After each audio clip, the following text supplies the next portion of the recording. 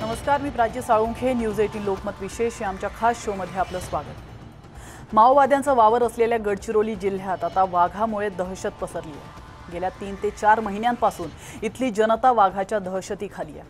पण गडचिरोलीत वाघांची संख्या का वाढली आहे? वाघांचे माणसांवर हल्ले वाढण्यामागचं नेमकं कारण काय आहे? आणि त्या वाघांना जेरबंद करण्यासाठी वन विभागाकडून कोणती कारवाई केली जाते? या सगळ्या प्रश्नांचा वेध घेणार आहोत नरभक्षक या खास शोमध्ये.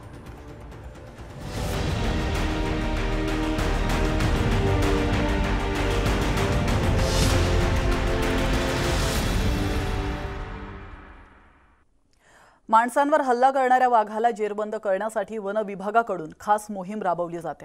त्यासाठी खास टायगर टास्क फोर्सला पाचारण करण्यात आलंय. पाहूयात याविषयीचा हा खास रिपोर्ट. गडचिरोलीत नरभक्षक वाघाची दहशत.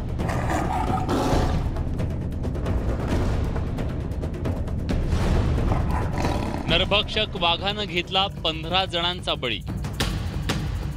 शेतावर बैल धरून घरून 11:30 वाजता निघले. जाताना त्याला रस्त्यातच मारले. वाघानं पाडला 60 जनावरांचा फडशा. आता शेतीचे काम करते कसे, त्याच्यामुळे आता आम्ही जाऊ नाही म्हणतो. आता हा वाघ धरलं तेव्हाचा.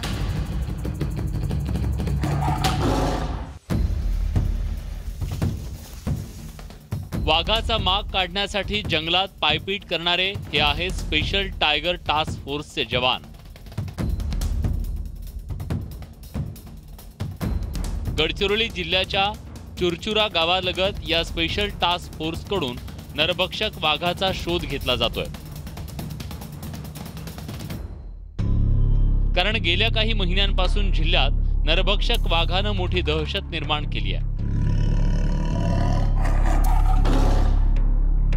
म्हणूनच खास नागझिरा अभयारण्यातील स्पेशल टायगर टास्क फोर्सला इथं पाचारण करण्यात आलंय. या नरभक्षक वाघाला पकडण्यासाठी गेल्या 11 दिवसांपासून हे पथक गडचिरोली तालुक्यातलं अख्खं जंगल पालतं घालत आहे. 22 गाव फिरून झालेले आहे. मी सध्या या पथकासोबत आज आलेलो आहे. त्या एक 8 दिवसापूर्वी मी जेव्हा आलो तेव्हा सुद्धा हे लोक फिरतोय. आज या ठिकाणी हे पथक आपण बघू शकतो. जंगलात सगळं शोध मोहीम सुरू आहे यांची. या पथकाचे हे जे कर्मचारी आहेत गडचिरोली तालुक्यातल्या 3ही वनपरिक्षेत्र असेल, आरमोर असेल, त्या सगळ्या ठिकाणी फिरत आहेत. सकाळी सुरू झालेली यांची मोहीम संध्याकाळपर्यंत सुरू असते. आत्ता सुद्धा आभाळ भरून आलेला, काही वेळापूर्वी पाऊस पडून गेला होता. मात्र हे जे घनदाट हे जंगल आहे, हे जंगलामध्ये पूर्ण शोध मोहीम हे सगळे कर्मचारी राबवत आहेत. आणि शूटर्स आहेत, 2 शूटर्स याच्यामध्ये आहेत. नाले असतील त्या नाल्यामध्ये पगमार्क शोधण्याचा यांचा प्रयत्न असतो. सकाळी आलेले संध्याकाळपर्यंत हे सगळे फिरत असतात. आणि हा पायी पूर्ण प्रवास आहे या कर्मचाऱ्यांचा. नरभक्षक वाघ आहे, त्यासाठी वेगवेगळ्या पद्धतीनं या ठिकाणी वाघाला पकडण्यासाठी यांच्याकडून प्रयत्न सुरू आहेत. जंगलातील पायवाटांप्रमाणेच नाल्यात वाघाच्या पाऊल खुणांचा माग घेण्याचा प्रयत्न केला जातोय. स्पेशल टास्क फोर्स कडून गेल्या काही दिवसांपासून दिवस रात्र ही शोध मोहीम राबवली जाते.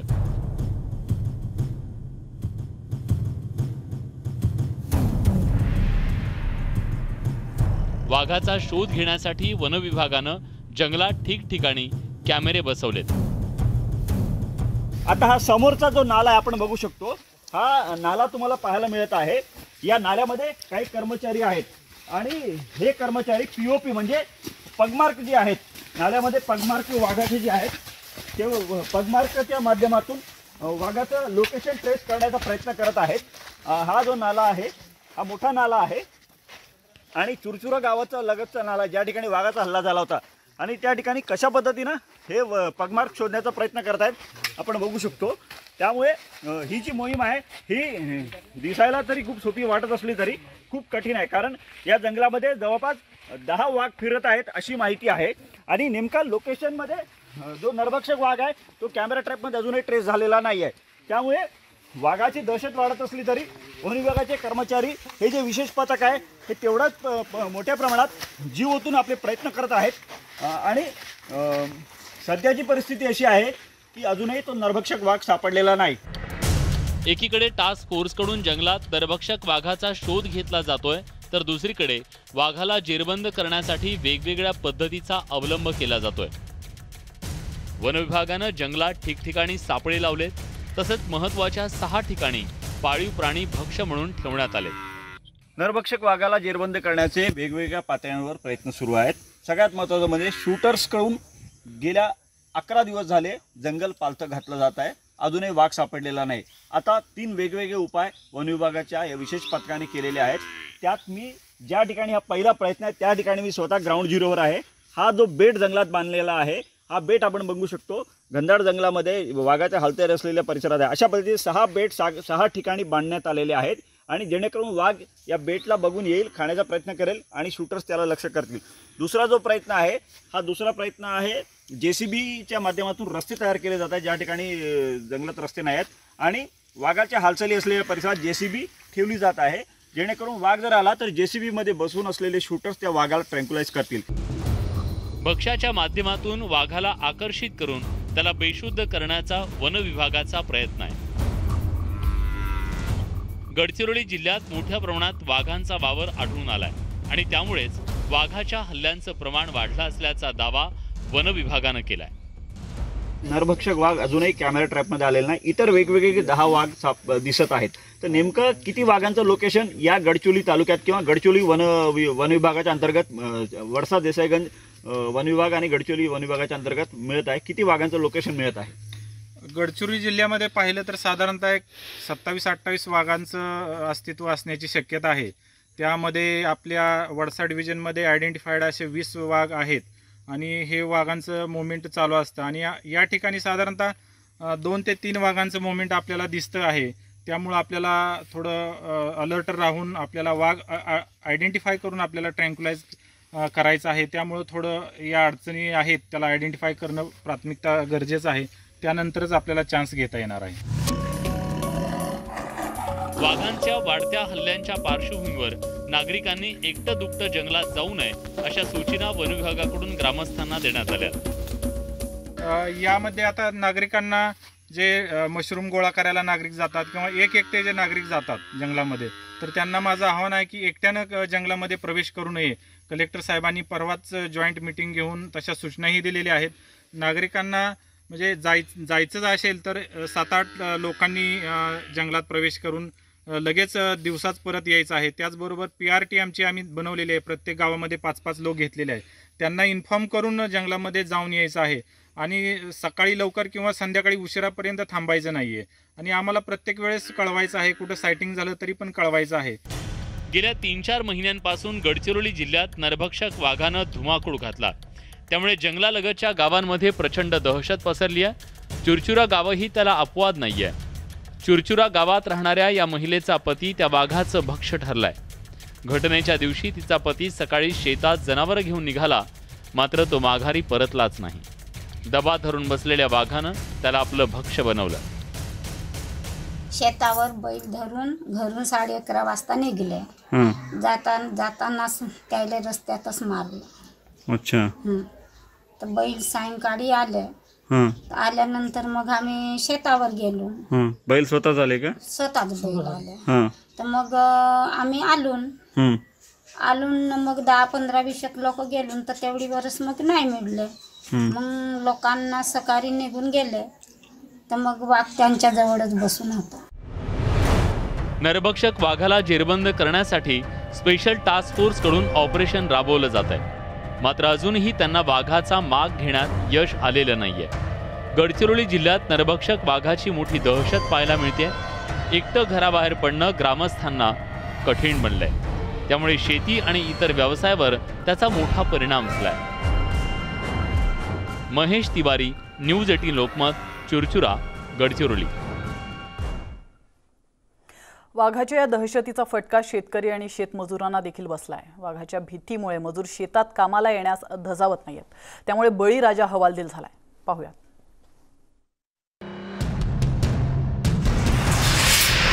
शेतकऱ्यांमध्ये वाघाची दहशत. वाघामुळे शेतीचं मोठं नुकसान. पशुपालकांच्या जीवाला घोर. गडचिरोली जिल्ह्यात नरभक्षक वाघाच्या दहशतीमुळे नागरिकांचं जनजीवन विस्कळीत झालंय. रात्रीच काय पण दिवसाही लोक घराबाहेर पडायला धजावत नाही. वाघ कधी कुठून येईल, हल्ला करेल याचा काहीच नेम नाही. कारण गेल्या 3-4 महिन्यात नागरिकांवरच्या वाघाच्या हल्ल्याचं प्रमाण वाढलंय. जिथं माओवाद्यांची भीती होती तिथं आता नरभक्षक वाघानं दहशत निर्माण केली आहे. या दहशतीचा सर्वाधिक फटका हा हातावर पोट असणारे शेतमजूर आणि शेतकऱ्यांना बसलाय. कारण वाघाच्या भीतीमुळे शेतमजूर शेतात काम करण्यासाठी जात नाहीत. त्यामुळे ऐन शेतीच्या हंगामात निंदणी, गवत काढणी तसंच फवारणीच्या कामांचा अक्षरशः खोळंबा होतोय. सध्या अशी परिस्थिती झाली आहे की वाघाच्या सततच्या वाढत्या दहशतीमुळे या शेतामध्ये काम करायला बाया पुढे यायला तयार नाहीत. त्यामुळे शेतातले जे मालक असतील, ते अल्पभूधारक असतील, त्यांच्यापुढे मोठा प्रश्न आहे की आता हे काम करायचं कसं. आता या शेतासमोर काही महिला उभ्या आहेत, हतबल अवस्थेत आहेत. वाघाची दहशत आहे. 15 दिवसानंतर या महिला इथं या ठिकाणी आलेल्या आहेत. त्यांचं असं म्हणणं आहे, एकीकडे शेतमजूर मिळत नसल्यानं हातातोंडाशी आलेल्या पिकाचं नुकसान होण्याची शक्यता निर्माण झाली आहे, तर दुसरीकडे शेतमजुरांवर उपासमारीची वेळ आली आहे. कारण नरभक्षक वाघाच्या भीतीमुळे मजुरांना शेतीवर काम करणं कठीण झालंय. याचा परिणाम तुमच्या शेतावर काय झालेला आहे? फिरून राहिला वाघ, दंडाजवळ खाल्लं नाही एक माणूस, एक माणूस येतं खाल्लं नाही. आणि गुढी आमच्या म्हणजे ढुंड शिमणीचा. आता शेतामध्ये हे काम आहे तर याची भीती आहे ना, जी शेतात फिरते वाघ, काम येऊन कसे मग मजूर नाही का, मजूर येत नाही आमच्याकडे. तर मला सांगा की आता तुम्हाला किती मजुरांची आवश्यकता, मजूर महिला किती आलेल्या शेतात काम करायला? मिळून नाही राहिल्या तर आम्ही तिघीच आलो ना. आता आम्ही तिघीच आले. हा, बाया मिळून नाही राहिल्या. भीती आहे ना त्याच्यासाठी आता बाया नाही म्हणते, नाही येऊन म्हणते. किती दिवसानंतर तुम्ही शेतात आल्यात? 15-20 दिवस झाले. हो का? हो, पायच नाही दिलून. ते आता त्या गुढीले धरले का नाही, वाघानं येतोय तर आता बायाही नाही म्हणते ना. मी एकटी काही येऊ शकत नाही आता, एकटी असल्यावर घरी. आता बाया धरून पहिले यायची, आता नाही म्हणते तर आता घरीच आपणही राहायचा.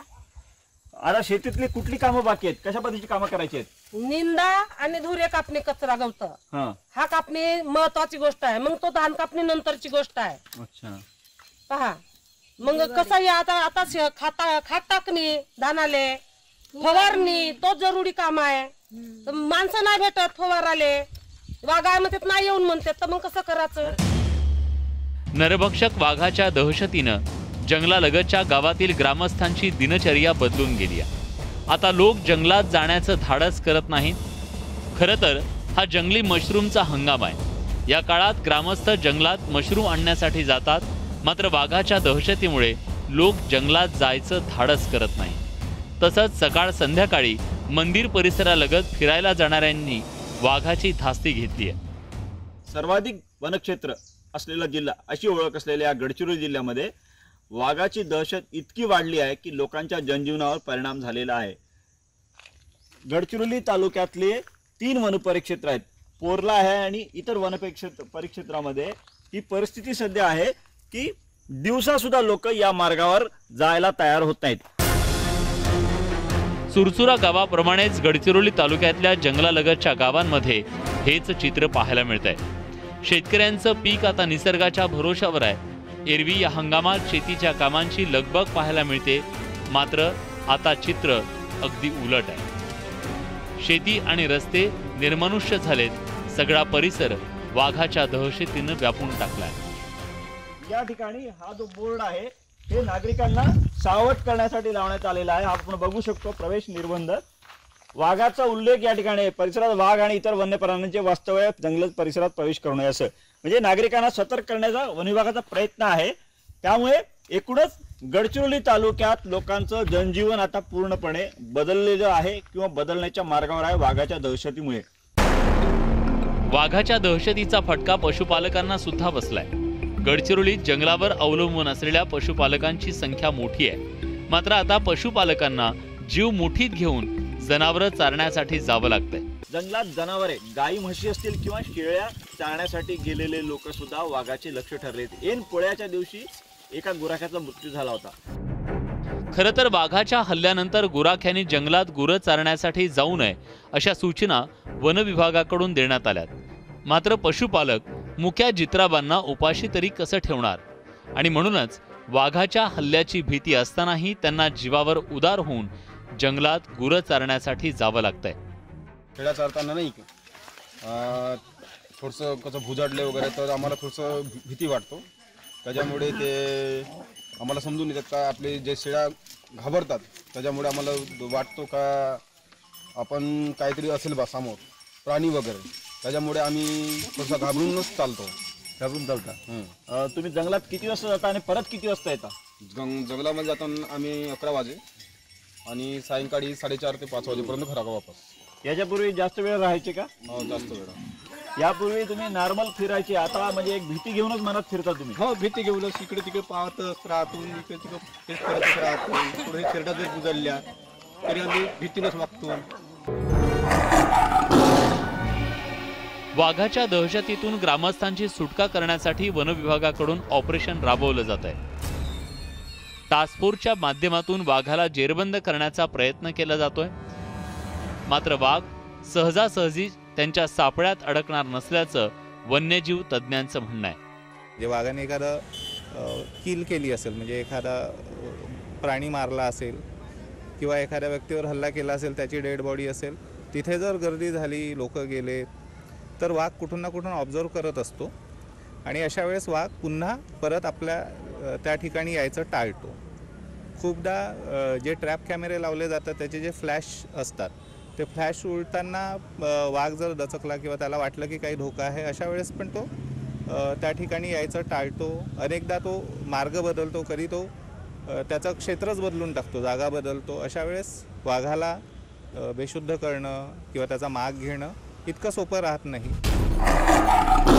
नरभक्षक वाघाच्या वाढत्या दहशतीच्या पार्श्वभूमीवर जनतेत असंतोष पसरलाय. त्यामुळेच वाघाचा लवकरात लवकर बंदोबस्त करण्याची मागणी नागरिकांकडून केली जाते. महेश तिवारी, न्यूज 18 लोकमत, गडचिरोली. इथं घेतो एक छोटासा ब्रेक, लगेचच परत येतोय. तुम्ही पाहत रहा न्यूज 18 लोकमत विशेष.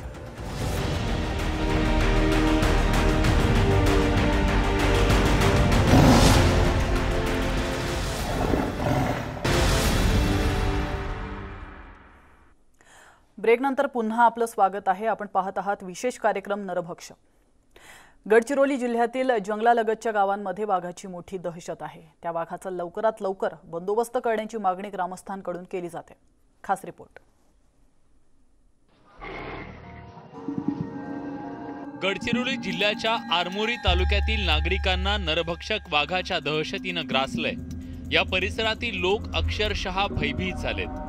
वन विभागाकडून नरभक्षक वाघाला जेरबंद करण्यासाठी प्रयत्न केले जात असले तरी वन विभागाची ही कारवाई पुरेशी नसल्याचं स्थानिक लोकप्रतिनिधींचं म्हणणं आहे. वाघामुळे 15 लोकांचा जीव नाहक गेला आणि जवळपास 70 ते 80 शेतकऱ्यांचे जनावरे वाघाने खाल्ले.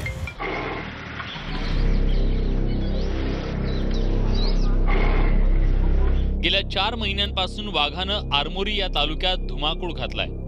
वाघाच्या भीतीमुळे सर्वसामान्य नागरिकांच्या रोजीरोटीचा प्रश्न निर्माण झालाय. पोरबार आमचे आहेत, ते पोरबार आम्ही जाऊ शकत नाही म्हणतात. आता शेतीचे कामं करायचे कसे, आमचे धुरे कापाचे आहेत, कचरा काढायचा आहे, धानातला फवारणी करायची आहे. त्याच्यामुळे आता आम्ही जाऊ नाही म्हणतात. आता हा वाघ धरलं तेव्हाचा. गडचिरोली वनक्षेत्र हे ताडोबा व्याघ्र प्रकल्पाला लागून आहे. त्यामुळेच अलीकडच्या काळात गडचिरोलीत वाघांचा वावर वाढल्याचा दावा स्थानिक लोकप्रतिनिधींकडून केला जातोय.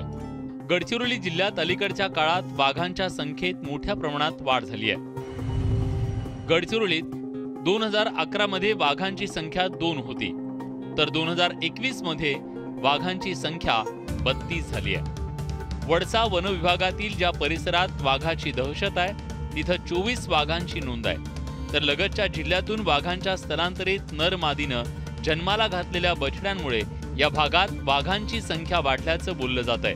पण आज देशाचा विचार केल्यास 2018च्या वाघांच्या गणनेनुसार देशात एकूण वाघांची संख्या 2967 इतकी आहे. देशात दरवर्षी वाघांच्या संख्येत 6% वाढ होतीये.